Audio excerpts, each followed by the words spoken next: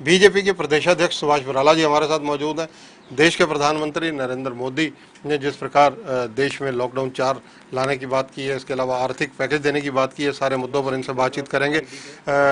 बराला साहब, जो आर्थिक पैकेज की बात प्रधानमंत्री जी ने की है और जो लॉकडाउन 4 की बात की है, कैसे देखते हैं इन सब चीज़ों को आप? देखिए, कल जो एक बहुत बड़ा आर्थिक पैकेज 20 लाख करोड़ का देश के प्रधानमंत्री जी ने संकट के इस दौर में घोषित किया है, निश्चित रूप से जो देश की अर्थव्यवस्था कोरोना संक्रमण के कारण से जो लॉकडाउन अभी चल रहा है, इसके कारण से अर्थव्यवस्था को बुरा एक झटका लगा था। और ये जो 20 लाख करोड़ का जो बूस्टअप है, निश्चित रूप से अर्थव्यवस्था को पटरी पर लेकर के आने में बहुत अहम कदम सिद्ध होगा, क्योंकि इसमें लघु छोटे मझले जो उद्योग हैं, इनके साथ साथ बड़ी औद्योगिक इकाइयाँ हैं, उनको भी इसमें बूस्टअप मिलेगा। इसके साथ साथ जो संभावनाएं जताई जा रही हैं, और बाकी निर्मला सीतारमण जी केंद्रीय वित्त मंत्री इस बात की घोषणा भी करेंगी कि मनरेगा जैसी योजनाओं में भी अतिरिक्त पैसा डाला जाएगा, तो सब वर्गों को इसके कारण से एक राहत भी मिलेगी। और जो हमारी अर्थव्यवस्था बुरी तरह से चरमरा गई थी, उसको भी एक मजबूती मिलेगी और उसमें तेज गति के साथ देश आगे बढ़ना शुरू दोबारा से होगा। बराला साहब, प्रधानमंत्री जी ने जो है आत्मनिर्भर बनने की बात पर ज़्यादा जोर दिया है। जी देखिए, निश्चित रूप से देश की अर्थव्यवस्था को और ज़्यादा मजबूत करने के लिए और दुनिया के मुकाबले तेज गति पकड़ने के लिए ये बहुत ज़रूरी है कि हमारी जो अर्थव्यवस्था है उसमें जो हमारा जो स्वदेशी का एक जिसको हम कॉन्सेप्ट कह सकते हैं, वो आना बहुत ज़रूरी है।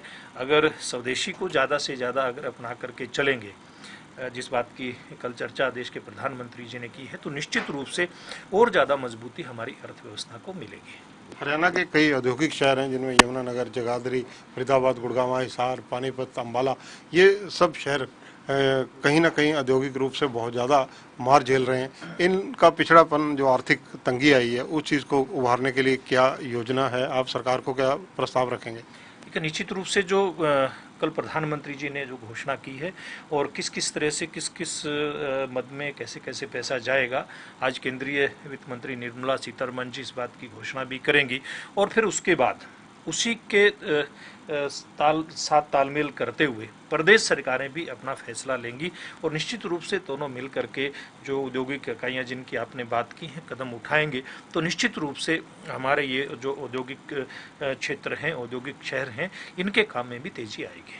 और बराला साहब, जिस प्रकार से देखा जाए, प्रवासी जो हैं मजदूर, श्रमिक, वो सब यहाँ से माइग्रेट कर चुके हैं, जा चुके हैं, अपने घरों में वापस पहुँच रहे हैं। इन परिस्थितियों के अंदर चुनौती नहीं रहेगी? देखिए, निश्चित रूप से एक बड़ी चुनौती है। हमारे जो प्रवासी मजदूर हैं यहाँ से जो बाहर गए हैं, लेकिन एक अच्छी बात ये है कि 2 दिन पहले तक जो औद्योगिक इकाइयाँ शुरू हुई थी, उसमें लगभग 16 लाख जो वर्कर हैं उन्होंने जाकर के काम करना शुरू किया है। और एक तरफ जहाँ प्रदेश से जाने वाले मजदूरों की बड़ी संख्या है, इसमें मेरे ख्याल में 6 लाख से ज़्यादा लोगों ने 2 दिन पहले तक रजिस्ट्रेशन इसके लिए करवाया था बाहर जाने के लिए, लेकिन दूसरी तरफ 1.5 लाख के आसपास लोगों ने वापस आकर के काम करने के लिए भी रजिस्ट्रेशन अपने अपने प्रदेशों से कराना शुरू कर दिया है। तो एक ही बात तय है कि थोड़ी सी स्थितियां सामान्य होते होते और हमारे जो मजदूर भाई गए हैं, प्रवासी मजदूर, वो हफ्ता 10 दिन 15 दिन वहाँ अपने घरों में लगा कर फिर वापस हरियाणा प्रदेश में आना शुरू हो जाएंगे। दिल्ली से 60-70% लोगों की वजह से यहाँ पर कोरोना हरियाणा में फैला है। हरियाणा की जो आज परसेंटेज है 60-70% दिल्ली की बदौलत है। इन परिस्थितियों में सीमाओं को सील रखने की पैरवी करेंगे या सीमाएं खोलने की बात करेंगे?